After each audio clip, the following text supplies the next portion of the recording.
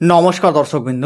মাথা ব্যথা সবার হয়, কিন্তু কারো মাথা ব্যথা হয় খুব বেশি শব্দ হলে, কারো মাথা ব্যথা হয় প্রচণ্ড আলোর যদি ঝলকানি পড়ে তার চোখে, সেই জন্য কারো মাথা ব্যথা হয় সানলাইটে বা সূর্যালোকে বেরোলে, কারো মাথা ব্যথা আবার নাড়াচাড়ায় বৃদ্ধি পায়। কিছু মানুষ এমন আছেন যারা কিনা অন্ধকার ঘরে গিয়ে শুয়ে থাকতে পছন্দ করেন। তো দর্শকবৃন্দ, এই যে মাথা ব্যথা বা এই যে মাথা ব্যথার ধরন, এগুলোকে সাধারণ মাথা ব্যথা বলা যায় না, এটাকে বলা হয় মাইগ্রেন। আজ আমি এই ভিডিওতে এই মাইগ্রেন বা এই ধরনের মাথা ব্যথা কেন হয়, তার কারণগুলো কি কি, আমি সেটা নিয়ে আলোচনা করব। এবং তার সাথে সাথে আমি আলোচনা করব যে এর সাথে সাথে আপনারা কি কি হোমিওপ্যাথিক ঔষধ সেবন করতে পারেন, এবং তার সাথে সাথে আপনারা কি কি প্রতিরোধকমূলক ব্যবস্থা গ্রহণ করতে পারবেন, আমি সেটা নিয়ে আলোচনা করব। আশা করব দর্শকবৃন্দ, আজকের যে ভিডিওটা সেটা আপনার জন্য এবং আপনার চেনা পরিচিত মানুষদের জন্য খুব উপকারী হবে, তাই শেষ পর্যন্ত দেখতে থাকুন। দর্শকবৃন্দ, আলোচনার প্রথমে আমরা বুঝে নেব মাথা ব্যথাটা বা এই ধরনের মাথা ব্যথা বা মাইগ্রেন আসলে কি। আপনারা অনেকেই আছেন যাদের কিনা মাথা ব্যথা হয়। কারো কারো ক্ষেত্রে মাথা ব্যথাটা একটা সাইডে হয়, কারো কারো ক্ষেত্রে মাথা ব্যথা দুপাশে হয়, কারো ক্ষেত্রে মাথা ব্যথা পেছন দিকে হয়, কারো ক্ষেত্রে মাথা ব্যথা সামনের দিকে হয়। এতটাই তীব্র মাথা ব্যথা হয় যে সেই মাথা ব্যথাটার কোনো একটা কারণ হতে পারে, হয়তো আপনার চোখের মধ্যে খুব বেশি আলো পড়েছে, হতে পারে আপনি হয়তো সানলাইটে বা সূর্যালোকে দাঁড়িয়ে আছেন, হতে পারে আপনার হয়তো খুব বেশি ঠান্ডা লেগেছে, বা বিভিন্ন কারণ থাকতে পারে যার জন্য আপনার মাথা ব্যথা হচ্ছে। এবং এই মাথা ব্যথার জন্য আপনার কোনো কিছু ভালো লাগছে না, বিরক্ত লাগছে, আপনি স্বাভাবিক যে কাজকর্ম বা আপনার নিজের যে কাজকর্ম সেটা আপনি করতে পারছেন না, বা আপনি চুপচাপ বসে থাকতে পছন্দ করছেন, চুপচাপ শুয়ে থাকতে পছন্দ করছেন, কোনো একটা অন্ধকার ঘরে গিয়ে শুয়ে থাকছেন, তাতে আপনার ভালো লাগছে, এবং এই ধরনের মাথা ব্যথা আপনার প্রায়ই হচ্ছে। কারো কারো ক্ষেত্রে এ ধরনের মাথা ব্যথা কোনো একটা পিরিয়ড জুড়ে হয়, কারো কারো ক্ষেত্রে এ ধরনের মাথা ব্যথা একটা দিনের টাইম জুড়ে হয়, বা হয়তো একদিন দুদিন গ্যাপে হচ্ছে, কারো ক্ষেত্রে সন্ধ্যের দিকে হয়, কারো ক্ষেত্রে সকালের দিকে হয়, বিভিন্ন জনের ক্ষেত্রে বিভিন্ন টাইমে এই ধরনের মাথা ব্যথা হয়।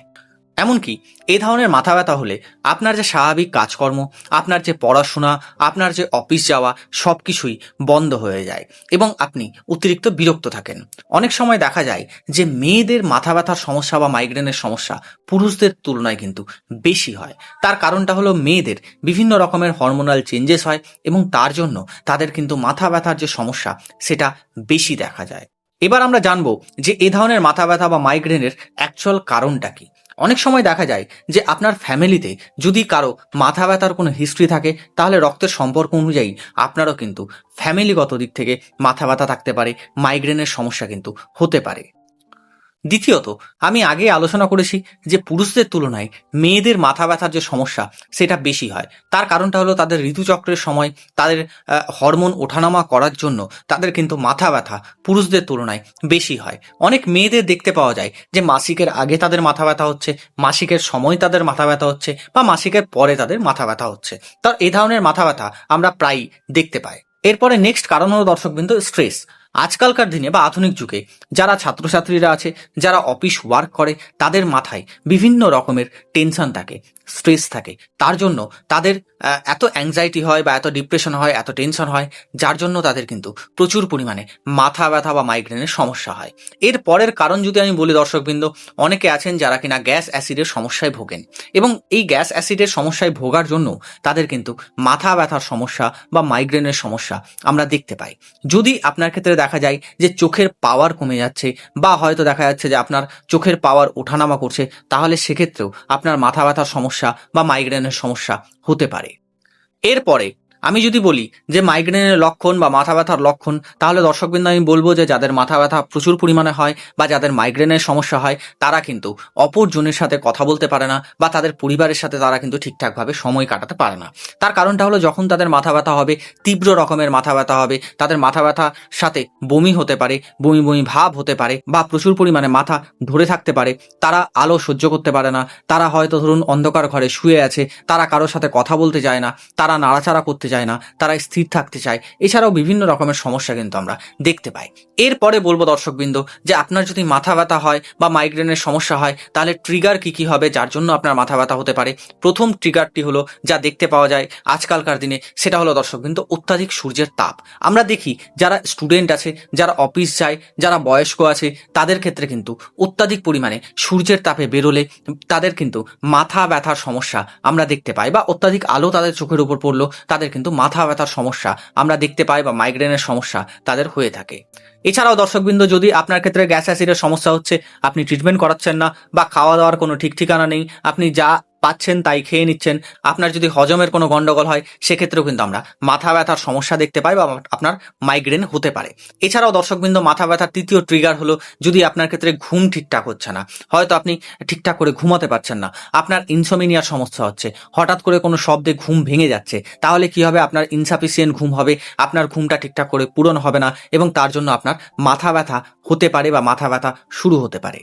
এছাড়াও দর্শকবৃন্দ, মাথা ব্যথাকে ট্রিগার করে যদি আপনি অত্যাধিক পরিমাণে নেশা করেন বা অ্যালকোহল সেবন করছেন বা আপনি প্রচুর পরিমাণে স্মোকিং করছেন বা আদার্স কিছু নেশা জাতীয় কোনো দ্রব্য আপনি সেবন করছেন, সেখান থেকেও কিন্তু আপনার মাথা ব্যথা ট্রিগার হতে পারে। এছাড়াও দর্শকবৃন্দ, যদি আপনি প্রচুর পরিমাণে স্ট্রেসে থাকেন, যা আমি আগেই বলেছি, যা কিনা আপনার মাথা ব্যথার সমস্যাকে বা মাইগ্রেনের সমস্যাকে ট্রিগার করতে পারে। দর্শকবৃন্দ, এছাড়াও অনেক রকম ট্রিগার থাকতে পারে একজন মানুষের মাথা ব্যথা শুরু হওয়ার জন্য বা মাইগ্রেন শুরু হওয়ার জন্য। যদি আপনি আপনার জন্য বুঝতে পারছেন না যে আপনি কেন এই মাথা ব্যথার সমস্যায় ভুগছেন বা কি থেকে আপনার মাথা ব্যথা বেড়ে যাচ্ছে, তাহলে আপনার উচিত একটা ডায়েরি পেন নিয়ে আপনার মাথা ব্যথা শুরু হওয়ার আগে বা শুরু হওয়ার পর আপনার ওটা লিখে রাখা। তাহলে আপনি কি বুঝবেন যে আপনি পরে ডাক্তারবাবুর কাছে যখন যাবেন বা ট্রিটমেন্ট নিতে যখন যাবেন, আপনি বলতে পারবেন ডাক্তারবাবুকে যে ডাক্তারবাবু, আমার এই সমস্যার জন্য আমার মাথা ব্যথাটা ট্রিগার হচ্ছে বা এই সমস্যা ঘটার পর থেকেই আমার মাথা ব্যথা শুরু হচ্ছে। তাহলে আপনার ক্ষেত্রে কি হবে, যে আপনার মাথা ব্যথার ট্রিটমেন্ট করাটা ডাক্তারবাবুদের আরো সহজ হবে। এরপরে বলবো দর্শকবৃন্দ, যদি আপনার মাথা ব্যথা হয় বা প্রচুর পরিমাণে মাথা ব্যথা হচ্ছে, তাহলে আপনি এই সমস্যাটাকে রুখতে কি কি ম্যানেজমেন্ট নিতে পারেন বা কি কি প্রতিরোধকমূলক ব্যবস্থা নিতে পারেন। প্রথম আমি বলবো দর্শকবৃন্দ যে আপনাকে আপনার স্ট্রেস ম্যানেজমেন্ট শিখতে হবে। অর্থাৎ আপনি যদি প্রচুর পরিমাণে স্ট্রেসে থাকেন, প্রচুর পরিমাণে হতাশায় আছেন, প্রচুর পরিমাণে অ্যাংজাইটিতে আছেন, তাহলে আপনাকে সেটাকে ম্যানেজ করতে জানতে হবে।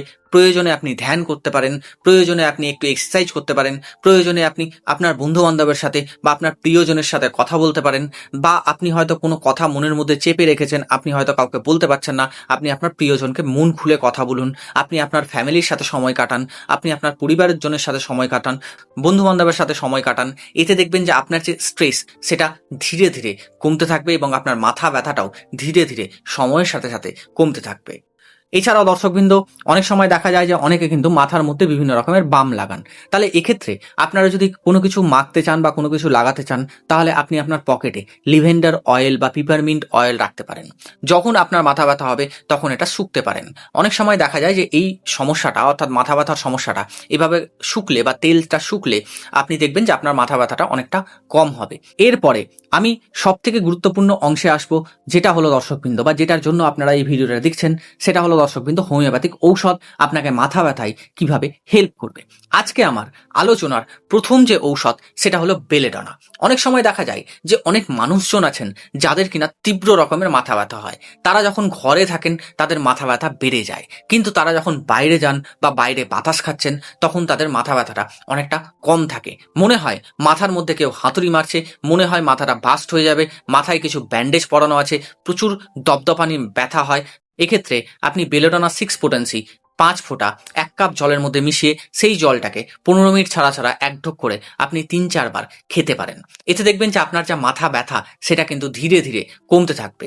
যদি এক্ষেত্রে দেখা যায় যে আপনার কাছে বেলেডনা 6 নেই, তাহলে আপনি বেলেডনা 30 পোটেন্সিও ব্যবহার করতে পারেন। তবে দেখা গেছে যে বেলেডনা 6 পোটেন্সিতে অনেকেরই মাথা ব্যথা কমে যায়। এরপরে যে ঔষধটা মাথা ব্যথায় সব থেকে বেশি ব্যবহার করা হয় দর্শকবৃন্দ, সেটা হলো গ্লোনাইন। আপনারা অনেকে আছেন যারা কিনা সূর্যের তাপে কাজ করেন বা সূর্যের আলোয় কাজের জন্য বেরান, কিন্তু অনেক সময় দেখা যায় যে এই সূর্যের আলোয় বেরোনোর জন্য বা তাপ লাগার জন্য আপনার মাথা ব্যথা হয়, মাথায় দপদপানি শুরু হয়। এছাড়াও দর্শকবৃন্দ, সূর্য উদয়ের সাথে সাথে বা সূর্য যখন উদয় হয় তখন অনেকেরই মাথা ব্যথা স্টার্ট হয়। তাই এক্ষেত্রে আপনি গ্লোনাইন যে হোমিওপ্যাথিক মেডিসিনটা আছে তার 6 পোটেন্সি বা 30 পোটেন্সি আপনার সমস্যা অনুযায়ী আপনি কিন্তু সেবন করতে পারেন।